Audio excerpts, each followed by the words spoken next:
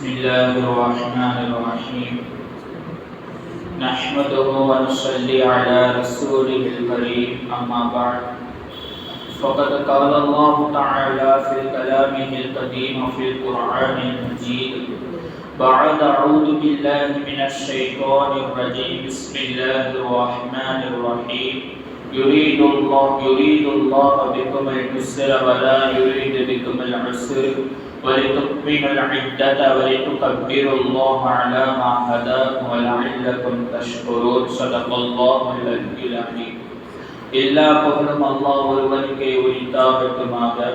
அவனால் அனுப்பப்பட்ட கண்மணி நாயகம் ரசூலுல்லாஹி ஸல்லல்லாஹு அலைஹி வஸல்லம் அவர்கள் மீதும் அவர்களினுடைய வாழ்க்கையை பின்பற்றி வாழ்ந்த உத்தம சத்திய சஹாபாக்கள் நல்லோர்கள் வலிமார்கள் குறிப்பாக இத்தருணத்தில் அமர்ந்திருக்கும் கேட்டுக்கொண்டிருக்கும் நம் அனைவர்கள் மீதும் அல்லாஹ்வினுடைய சாந்தியும் சமாதானமும் என்றென்றும் என்றும் நிலவட்டுமாக.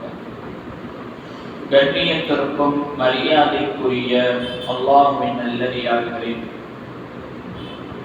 புனிதமிக்க ஒரு மாதம் இதோ வருகிறது என்று வந்தது. இப்போது நம்மை விட்டு இன்னும் சில நாட்களில் செல்ல இருக்கிறது. இந்த ரமலான் என்பது ஒரு மனிதன் இப்படியெல்லாம் வாழ முடியுமா என்கின்ற ஒரு கேள்விக்கு மிகப்பெரிய ஒரு பதில் வாழ முடியும் என்கின்றதை ரமலான் நமக்கு சொல்லிக் கொடுத்து செல்ல இருக்கிறது. இந்த ரமலானில் நாம் கற்றுக்கொள்ள வேண்டிய பாடங்கள் என்ன? ரமலான் நமக்கு எதை விட்டு செல்கிறது? நாம் ஒன்றை புரிந்து கொள்ள வேண்டும். ரமலான் என்பது கியாமத்து நாள் வரைக்கும் வரும். ஆனால் அடுத்த ரமலான் வருகிற பொழுது அந்த ரமலானை வருக என்று சொல்வதற்கு நாம் இருப்போமா என்பதை நாம் சிந்தித்து பார்க்க கடமைப்பட்டிருக்கிறோம். நாம் அடுத்த வருடம் இருப்போமா என்பது தெரியாது. ஆனால் இந்த ரமலான் சென்ற பிறகும் இந்த ரமலான் எப்படி நமக்கு சொல்லிக் கொடுத்ததோ, அதனுடைய படிப்பினைகளை நமக்கு என்ன சொல்லிக் கொடுத்திருக்கிறதோ அதன்படி வாழ்வதற்கு நாம் முயற்சி செய்ய கடமைப்பட்டிருக்கின்றோம். ரமலானும் நல்ல நண்பனும் இரண்டும் ஒன்றுதான். வருகிற பொழுது நமக்கெல்லாம் கஷ்டமாகத்தான் இருக்கும். ஆனால் வந்து பழனி விட்டு நான் செல்கிறேன் என்று சொல்லக்கூடிய ஒரு நண்பன் மிகவும் வருத்தமான நிலையில் அவர்களை வழியனுப்பி வைக்கக்கூடியவர்களாக இருப்போம். ஆனால் அவர்களிடம் இருந்து நல்ல பாடங்களை நாம் கற்றுக்கொண்டு இருப்போம். அவர்களும் நமக்கு கற்றுக்கொண்டு கொள்ளுவார்கள்.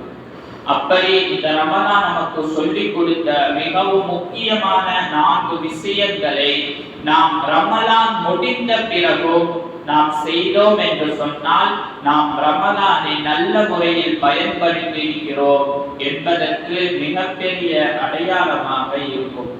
ரசூலுல்லாஹி ஸல்லல்லாஹு அலைஹி வஸல்லம் அவர்கள் சொல்லுவார்கள், அமல்களிலேயே மிக சிறந்த அமல் எதுவென்றால் தொடர்ந்து செய்யக்கூடிய அமல் தான் சிறந்த அமல் என்பதாக சொல்வார்கள்.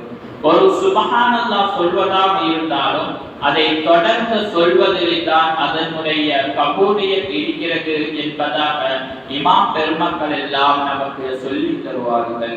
அந்த வரிசையில் ரமலான் நமக்கு கற்றுக் கொடுத்திருக்கிறது. அல்லாஹ் தஆலா குர்ஆனில் சொல்வான், லஅல்லகும் தத்தகூன், இறையச்சம் உடையவர்களாக ஆகுவதற்காக வேண்டி என்பதாக அல்லாஹ் தஆலா குர்ஆனில் சொல்வான். ரமலானும் நமக்கு அதை தான் கற்றுக் கொடுத்திருக்கிறது. இந்த ஒரு மாத காலம் நாம் இறையச்சத்தோடு அல்லாஹ்வினுடைய பயத்தோடு ஒவ்வொரு செயலையும் நாம் எப்படி நடத்தினோமோ அதே போன்று ரமலான் முடிந்த பிறகும் இறையச்சத்தோடு இருப்பதுதான் நாம் ரமலானுக்கு செய்ய வேண்டிய கடமை. இரண்டாவதாக ரமலான் சொல்லிக் கொடுத்தது தொழுகை. ஏதோ ரமலான் வந்தது, தொழுதோம், ரமலான் முடிந்தது, தொழுகை கடமை நிறைவேற்றிய விட்டது என்று இல்லாமல் நம்முடைய வாழ்வு நாள் முழுவதும் தொழுகையை அதனுடைய நேரத்தில் முடிந்தவாறு அதனுடைய நேரத்தில் நிறைவேற்றக்கூடியவர்களாக இருக்க வேண்டும். இந்த தொழுகையை குறித்து அல்லாஹ் தஆலா குர்ஆனில் சொல்வார், இன்ன ஸலாத தன்ஹா அனில் ஃபஹ்ஷாஇ வல் முன்கர். தொழுகை என்பது மிகப்பெரிய கேடயமானதாக, அருவருப்பான செயலை தொட்டும் காக்கக்கூடிய கேடயமாக இருக்கும் என்பதாக அல்லாஹ் தஆலா குர்ஆனில் சொல்வார். அது மட்டும் இல்லாமல் சக்கர் என்னும் நரகத்தில் விட்டு காக்கக்கூடிய கேடயமாக இந்த தொழுகை இருக்கிறது. ரமலானும் நமக்கு அதைத்தான் கற்றுக் கொடுத்திருக்கிறது. பள்ளிவாசல்கள் எல்லாம் மிகவும் கூட்டமாக இருந்த ஒரு மாதம் என்றால் அது ரமலானுடைய மாதம். ரமலான் முடிந்த பிறகு கூட்டங்கள் எல்லாம் கலைந்து விடுகிறது. ஏதோ பருவ காலத்திற்கு பறவைகள் எல்லாம் வேடந்தாங்கள் வருவதை போல் பருவ காலம் முடிந்த பிறகு அந்த ஊரை விட்டு காலி செய்வதை போல் ரமலானில் கூட்டம் கூட்டமாக வரக்கூடியவர்கள் ரமலானுக்கு பின்னால் எங்கே செல்கிறார்கள் என்பதை தெரியவில்லை. ஆனால் நாம் அப்படி இல்லாமல் நாம் அடுத்த ரமலான் வரும் வரைக்கும் நம்முடைய தொழுகைகளை நாம் பேணக்கூடியவர்களாக இருக்க வேண்டும். மூன்றாவதாக குர்ஆன் ஓதுதல். இந்த குர்ஆன் இந்த ஒரு மாதம் முழுவதும் ஒருவர் 3 ஹத்தம் முடித்திருப்பார்கள், சில பேர் அதற்கும் மேலாக முடித்திருப்பார்கள். இந்த ரமலான் முடிந்தவுடன் குர்ஆனை தூக்கி மேலே வைக்காமல் மாதத்திற்கு ஒரு குர்ஆனாவது நாம் முடிக்க வேண்டும். ஒரு நாளைக்கு ஒரு ஜுஸு என்கின்ற அடிப்படையில் ஒரு மாதத்திற்கு ஒரு குர்ஆன் முடிக்க முடியும். ஒரு நாளைக்கு ஒரு ஜுஸு ஓத முடியாதவர்கள் ஃபஜ்ர் தொழுதுவிட்டு அரை ஜுஸும் மக்ரிப் தொழுதுவிட்டு அரை ஜுஸும் ஓதலாம். அதுவும் முடியாதவர்கள் ஒவ்வொரு நேரத்திற்கும் 4 ஜுஸு என்கின்ற கணக்கு வைத்து ஓதனால் ஒரு நாளைக்கு ஒரு ஜுஸு முடிக்கலாம். ஒரு மாதத்திற்கு ஒரு குர்ஆனை தாராளமாக நாம் முடிக்கலாம். நம் மரணம் வர வரைக்கும் நம்முடைய கண்கள் குர்ஆன் பார்க்கக்கூடிய கண்களாக, நமது காதுகள் குர்ஆனை கேட்கக்கூடிய காதுகளாக, நம்முடைய நாவுகள் குர்ஆனை மொழியக்கூடிய நாவுகளாக நாம் ஆக்கிக் கொள்ள வேண்டும். நான்காவதாக தர்மம் செய்வது. அல்லாஹ் தஆலா ஒரு காலத்திலும் உயர்ந்த கைகளை எப்போதும் தாழ்ந்த கைகளாக ஆக்க மாட்டான். அதைத்தான் இந்த ரமலான் நமக்கு கற்றுக் கொடுத்திருக்கிறது. நம்மால் முடிந்த வரைக்கும் நம்மிடத்தில் இருப்பது 10 ரூபாயோ 5 ரூபாயோ யாரேனும் வந்து கேட்டால் கொடுக்கக்கூடிய மனத்தை அல்லாஹ் தஆலா இந்த ரமலானின் மூலமாக நமக்கு கற்றுக் கொடுத்திருக்கிறான்.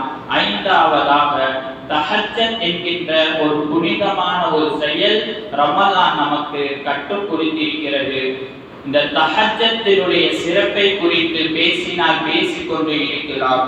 ரசூலுல்லாஹி ஸல்லல்லாஹு அலைஹி வஸல்லம் அவர்கள் சொல்லுவார்கள், எந்த ஒரு மனிதன் தஹஜ்ஜத் தொழுகிறாரோ அவருக்கு கபரில் அது வெளிச்சமாக இருக்கும் என்பதாக ரசூலுல்லாஹி ஸல்லல்லாஹு அலைஹி வஸல்லம் அவர்கள் சொல்லுவார்கள். அல்லாஹ்வின் நல்லடியார்களே, இந்த ரமலான் முடிந்த பிறகும் அடுத்த ரமலான் வரும் இறையச்சத்தோடு தொழுகையை பேணக்கூடியவர்களாக, குர்ஆனை ஓதக்கூடியவர்களாக, அதிகம் தர்மங்கள் செய்யக்கூடியவர்களாக இருந்தோம் என்று சொன்னால் இந்த ஒரு மாதத்தில் செய்த அமல் கபூலாக வேண்டும் என்று சொன்னால் நாம் எப்படி 11 மாதங்கள் இருக்கிறோம் என்பதை தான் அல்லாஹ் தஆலா பார்ப்பான். 11 மாதங்கள் நாம் சரியாக இருந்தோம் என்று சொன்னால் நாம் இந்த ஒரு மாதத்தில் செய்த மிகவும் கஷ்டப்பட்டு செய்த அமல்கள் எல்லாம் கபூலாகும். இல்லை என்று சொன்னால் ஓட்ட குளத்தில் தண்ணீரை ஊற்றியதை போல யாருக்கும் எந்த ஒரு பிரயோஜனமும் இருக்காது. அல்லாஹ் சுப்ஹானஹு தஆலா நாம் இந்த மாதத்தில் செய்த அனைத்து அமல்களையும் கபூல் செய்வானாக. இதே போன்று பல ரமலான்களை அடையக்கூடிய பாக்கியத்தை தருவானாக. வாழ்வு காலம் வரையிலும் இறையச்சத்தோடு தொழுகையை பேணக்கூடியவர்களாக, குர்ஆனை ஓதக்கூடியவர்களாக, தர்மங்களை அதிகம் செய்யக்கூடிய நல்லடியார்களாக நம் அனைவர்களையும் அல்லாஹு தஆலா ஆக்கி அருள் புரிவானாக. ربنا تقبل منا إنك أنت السميع العليم وتب علينا يا رب مولانا إنك أنت التواب الرحيم.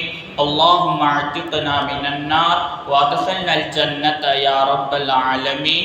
صلى الله تعالى وسلم على خير خلقه سيدنا محمد وعلى آله وأصحابه أجمعين والحمد لله رب العالمين.